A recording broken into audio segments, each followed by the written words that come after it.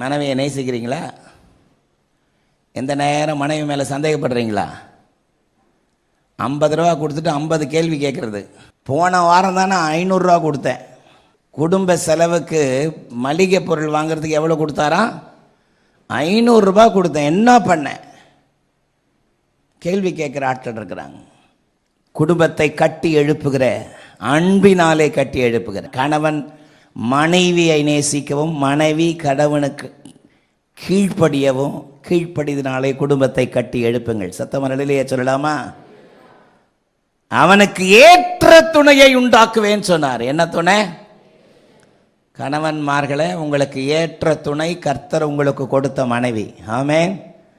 மனைவிமார்களே, உங்களுக்கு ஏற்ற துணை கர்த்தர் உங்களுக்கு கொடுத்த கணவர். சத்தமரலிலேயே சொல்லுங்க, நல்ல சத்தமாலே சொல்லுங்க.